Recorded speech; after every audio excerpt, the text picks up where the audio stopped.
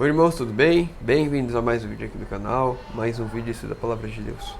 Hoje, continuando o nosso estudo bíblico, nós vamos ler o Desejar de Todas as Nações, capítulo 65, o Templo novamente purificado. Lembrando aos irmãos, antes de iniciarmos, esse é apenas um resumo do meu resumo. Eu recomendo aos irmãos, vão lá no aplicativo da Bíblia, leiam o capítulo completo, ouçam o audiobook, para que os irmãos possam ter a mensagem por completo. Vamos lá, sem mais delongas, vamos iniciar. Desejar a todas as nações, capítulo 65. O templo novamente purificado. No princípio de seu ministério, Cristo expulsara do templo os que manchavam por seu profano tráfico, e a sua atitude severa e divina enchera de terror o coração dos astutos comerciantes. Ao fim de sua missão, foi ele outra vez ao templo e encontrou-o de novo profanado como antes. Ou seja, uma coisa que a gente vê, infelizmente, acontecendo com a maioria daqueles que caem, daqueles que tropeçam. Vão para a igreja, se batizam, vivem um tempo por ali, mas por algum motivo a fé se vai, se afasta e piora cada vez mais.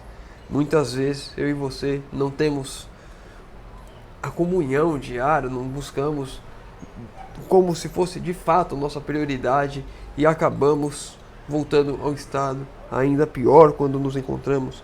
Quando eu cheguei a comentar sobre um trecho do Patriarcas e Profetas, quando eles peregrinaram 40 anos no deserto e após 40 anos eles voltam ao mesmo ponto para enfrentar a mesma prova. Deus sempre vai nos colocar novamente naquele ponto em que falhamos, para que possamos ser vitoriosos através dele, confiando nele, que ele vai abrir as portas, que ele vai fazer. Mas muitas vezes eu e você, por falta de confiança, por falta de zelo, por falta de comunhão com Deus, vamos nos degradando cada vez mais. Os dignatários do templo empenhavam-se eles próprios em comprar e vender, e trocar dinheiro, tão completamente se achavam dominados pela cobiça de lucro, que aos olhos de Deus não eram melhores que ladrões. Aqueles que eram responsáveis pelo templo, os sacerdotes, os líderes religiosos, esses estavam mais preocupados com o seu próprio lucro. E nós vemos as mesmas coisas se repetindo dentro do povo de Deus, dentro da igreja de Deus. É lançado um novo livro, um novo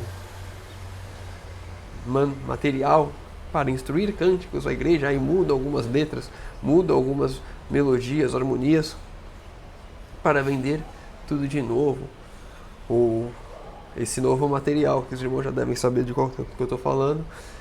Se você for comprar ele com a letra e com a música, né, a partitura, a parte para você tocar, é cerca de R$60, se eu não estou enganado, 59, 49, um valor extremamente elevado para algo que deveria ser distribuído gratuitamente para que todos os irmãos pudessem louvar e adorar a Deus. E aí pegam, fazem aplicativos pagos para que, se você quiser ter um material que vai ser usado dentro da igreja, você tenha que pagar novamente. A lição da escola sabatina paga também, e por aí vai. Muitas pessoas olhando apenas para o lucro, em vez de se preocupar em disseminar e espalhar a mensagem. Isso, enfim, vamos lá. Poucos percebiam os sacerdotes e principais a solenidade da obra que lhes cumpria realizar. Aqueles sacerdotes, eles não sabiam, não entendiam o que tinham que fazer, não entendiam a mensagem que tinham que levar. Aquelas pessoas que estavam ali responsáveis pela adoração, os líderes religiosos, os pastores, os anciãos, os diretores de ministério, não sabiam o que tinham que fazer, exatamente como hoje. Não sabem qual é a missão, muitas vezes está ali apenas por status, apenas para aparecer, apenas para se mostrar, vaidade, ego. E essas coisas vão destruindo a cada um individualmente e vão minando a mensagem. A igreja não vai cair, o Espírito de Profecia disse isso bem claro, mas vai minando a mensagem. Muitas pessoas que poderiam ser alcançadas vão sendo deixadas de lado. Muitos irão morrer, serão salvos porque não conheceram a mensagem, pela negligência de alguns, e outros sangue estarão nas nossas mãos, aqueles que negligenciamos essa obra. Jesus olhava as inocentes vítimas do sacrifício e via como os judeus haviam tornado essas grandes convocações cenas de derramamento de sangue e de crueldade. Então, ali, o sacrifício do cordeiro, que deveria ser algo solene, algo para se pensar, era uma cena de derramamento de sangue e crueldade, mais ou menos quando nós vemos alguns esportes hoje em dia que se demonstram apenas crueldade, apenas trazendo o pior do ser humano. Em lugar de humilde arrependimento pelo pecado, multiplicaram os sacrifícios de animais, como se Deus pusesse ser honrado com um serviço destituído de coração, como se aquela obra, sacrificar um cordeiro, iria os purificar perante Deus, iria fazer com que Deus se alegrasse com eles. Obras feitas apenas por serem feitas, por serem obras vãs, obras que não provêm de Deus. O verdadeiro fruto que deveria produzir no coração de cada um o sacrifício do cordeiro era o arrependimento, era a busca pelo Senhor. A mesma coisa hoje, quando olhamos para a cruz, deve trazer a nós o nosso arrependimento, a busca de Deus, e não ficar trazendo coisas deste mundo, nos aproximando de coisas deste mundo, achando normal. Hoje, muitas pessoas olham para a cruz, estão em lugares onde deveria ter total reverência à frente da igreja, e os deboches e as graças. Eu vou comentar aqui. Algumas semanas eu fui numa igreja aqui, acho que eu comentei já isso aqui no canal, numa central aqui na cidade que eu moro. E colocaram lá na frente jovens, adolescentes, para puxar os hinos. Muito bom, tem que ser feito mesmo, tem que dar o papel do jovem de ir à frente, de se colocar a servir a Deus.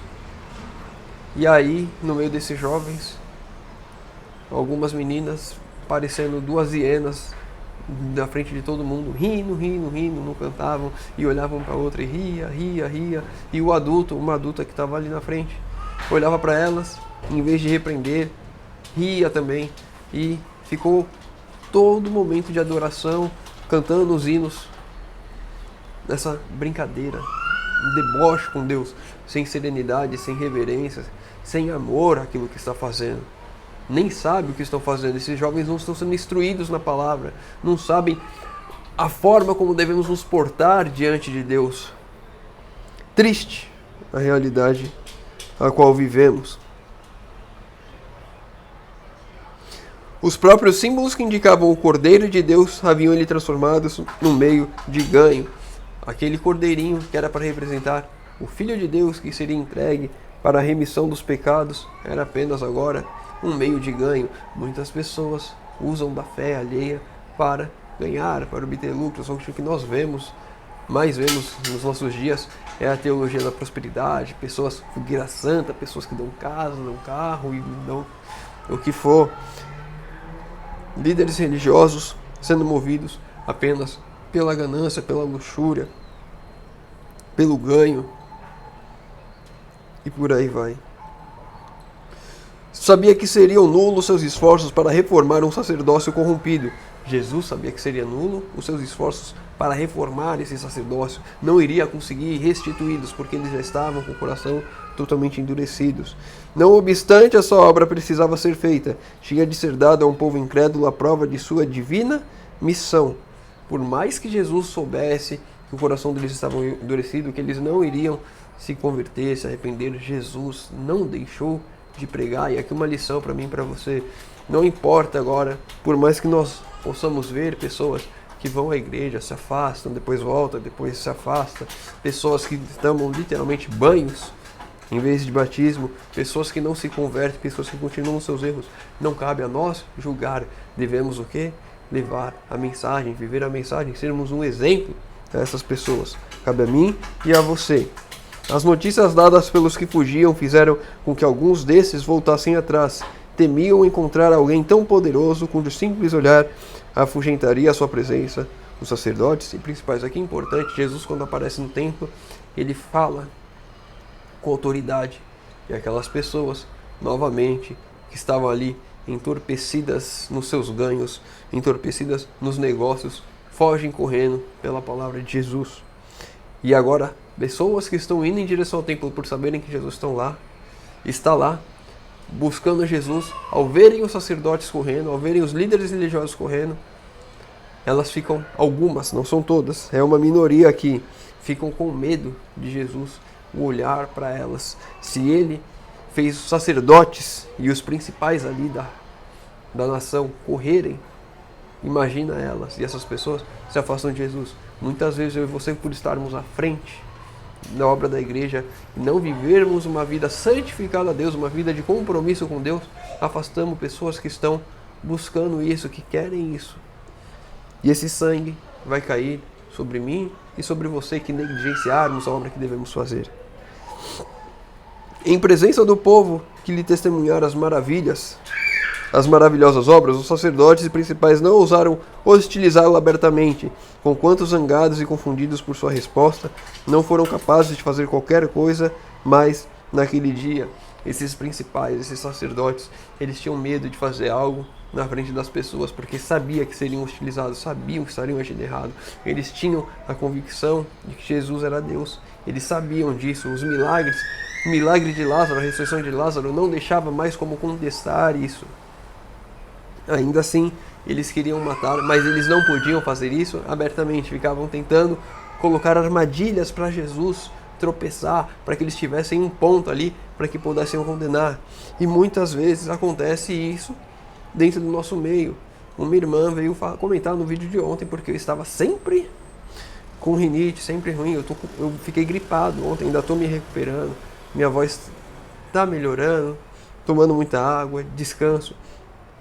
Mas as pessoas têm sempre que olhar e criticar, sempre achando algum defeito. Não é porque você fez a reforma de saúde que você nunca mais vai ficar doente. Você viveu uma vida toda até conhecer essa mensagem. Se você tivesse nascido de berço, você ainda teria influências. O ar que você respira, a comida que você come, você está plantando a sua comida, tem agrotóxicos ali, tantas coisas que vão destruindo a nossa saúde. De fato, aqui, ainda assim, se vivêssemos o mais perfeito possível, ainda estaríamos suscetíveis, porque temos um corpo corrompido pelo nosso pecado. E pessoas aqui, líderes religiosos, pessoas que estão à frente, pessoas que se acham mais santas do que todos, acham-se no direito de julgar e apontar os dedos, acham-se que são melhor que um ou que outro. Escribas, sacerdotes e principais ficaram todos em silêncio, confundidos e decepcionados. Quedaram cabisbaixos, não ousando insistir em interrogar a Cristo. Por sua covardia e indecisão haviam uma grande medida perdido o respeito do povo, que se achava então ao lado, divertido de ver derrotados esses orgulhosos homens cheios de justiça própria.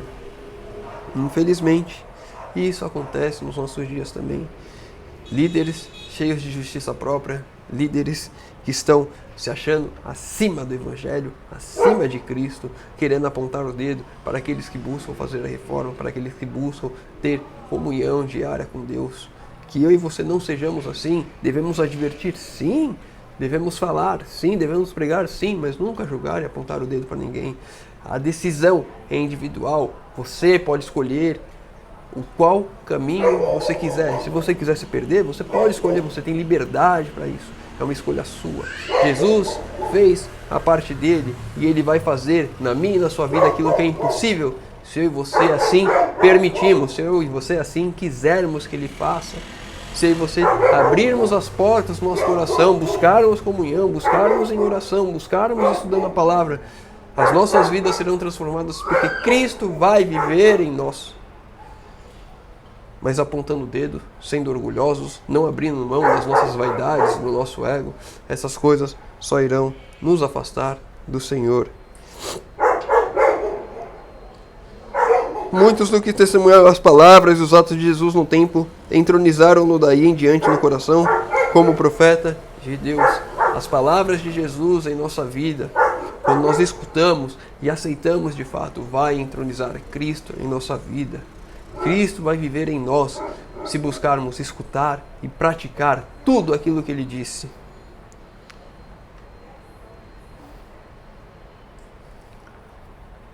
Publicanos eram acusados e amaldiçoados pelos fariseus como incrédulos, mas mostraram por sua fé e obras que iam para o reino do céu, antes daqueles cheios de justiça própria, aos quais fora dada grande luz, mas cujas obras não correspondiam à sua profissão de piedade. Muitas vezes, olhando para alguém e vemos a sua vida passada de pecado, uma prostituta, um ladrão, mas se converteram, se entregaram a Cristo, e muitas vezes eles podem estar na frente dos céus, porque, de fato, ouviram a palavra de Deus, se entregaram e entronizaram a Cristo no coração deles, buscaram a Cristo com toda a sua força.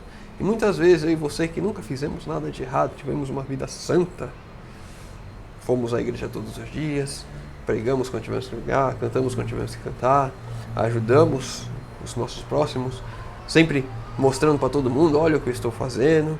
Pessoas cheias de ego e orgulho, vestidas de sua própria justiça, se condenando à morte e levando pessoas à perdição. E suas palavras tinham outro desígnio ao fazer a pergunta: quando, pois, vier o Senhor da vinha, que fará aqueles lavradores? Era intuito de Cristo que os fariseus respondessem como fizeram. Tinha em vista que eles mesmos se condenassem. Suas advertências, deixando de despertá-los para o arrependimento, selar-lhes-iam a condenação. E ele queria que viesse de seus próprios, que eles próprios haviam trazido sobre si a ruína. Muitas vezes eu e você estamos trazendo sobre nós a ruína.